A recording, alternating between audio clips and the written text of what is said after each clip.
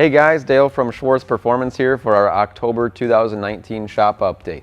Right behind me, I've got this 54 Studebaker, and we are putting a LT4 dry sump crate engine into it, backed by a GM 8-speed automatic. So Doug's in the middle of the chassis fab right now, and we're getting ready to test fit the engine and transmission in here to see what kind of modifications need to be done. We've got a new project here. Jeff's 56 Chevy came to us for some of the final assembly work to get it all wired up and plumbed so it can be running and driving. So we had shipped the chassis to Jeff maybe a year or two ago, and he had another shop doing a lot of the work on it for the paint and body work. And they installed the engine and transmission in here. It's got a Chevrolet Performance 495 horse crate engine and a Chevrolet Performance 4L70 automatic transmission behind it. So we are in the middle of the wiring right now and exhaust fabrication. It's getting dual 3-inch stainless steel exhaust, all mandrel bent and TIG welded like we normally do. And it's got dual exhaust cutouts that are electronic, so at a flip of a switch you can open up the exhaust to make it really loud. And we threw some ultimate headers on here. They're 1 7/8" primary, so there'll be plenty of breathing room for this 495 horse crate engine. We got the Nelson Racing engine unpacked from the crate and installed in the Tony 70 Chevelle here. If you remember from last month, this thing made 921 horsepower on pump gas. We've got most of the plumbing completed, the fuel lines run, the AC and heater hoses connected. So next on the list is going to be the air intake tube and some of the other plumbing to the radiator. So I wanted to touch on one of the ways that we do our radiator hoses. Now this is a stainless steel tube that we fabricate with mandrel bends, and we bead roll the edge for the hose to clamp onto. And this beats going to the auto parts store, standing in front of a wall for 2 hours looking for a radiator hose that might work or might not work. So also the end result looks very nice when you have a fabricated pipe that's nice and powder coated or painted in the engine bay.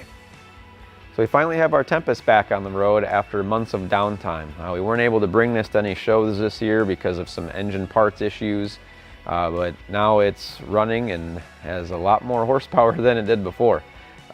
Previously it rear-wheeled right around 400 horsepower, and now it's about 710. So we added E85, we added an LSA supercharger, lower compression pistons, and kept the LS9 forged crank that we had in it before. That's part of what we were waiting on to get the engine back together.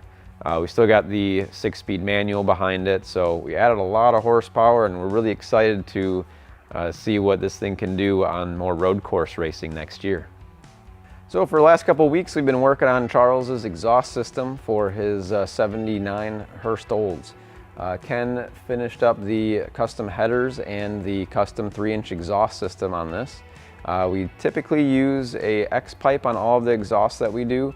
Mandrel bent stainless steel full exhaust, nice TIG welded. This one's got Magnafold mufflers out back and SLP resonators. Now that the exhaust work is done on this thing, we can start blowing apart for paint. Speaking of getting ready for paint, Kimber 67 Chevelle is just about there. We've got the Goodmark 2-inch cowl hood fit to it now, and got pretty much everything done underneath the car and all the plumbing, so it's going to be getting stripped soon and getting final body work and paint. The final color that's going to be on here is a similar red, but it's going to have more of a pop, as the customer calls it. It's going to have more metallic in it. And with the American Racing gray wheels and polished lip, this thing is going to look stunning when it's complete. Just finished up body work and paint on Joe's 69 GTO Firewall here. We've got the chassis all back from powder coat and fully assembled. The engine and transmission will be going in it soon, and then the whole assembly will be installed underneath this body so we can continue the final assembly. We've got Henry's 74 Nova back from the paint shop temporarily. Matt Eby is coming out soon to do the custom graphics down the side of it and on the hood that Tavis Highlander had designed in the rendering that he did for this car. You can't really see it, but the black is going to be metallic black, look really sharp in the sunlight, and the gray is also metallic gray to match. So with the gloss red, everything cleared over top, it's going to look awesome. Well, it's been another busy month here at Schwartz Performance. Thank you guys so much for watching. You know, SEMA's coming up in a couple of weeks here.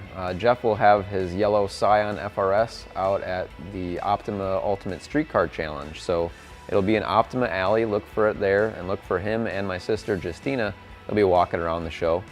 We will not have any other cars at SEMA in any booths, but we will have something pretty special at the PRI show in December. So stay tuned for more updates on that. With that, please follow us on Facebook, Instagram, and subscribe to this channel to keep in touch with all of our shop updates. We'll see you next month.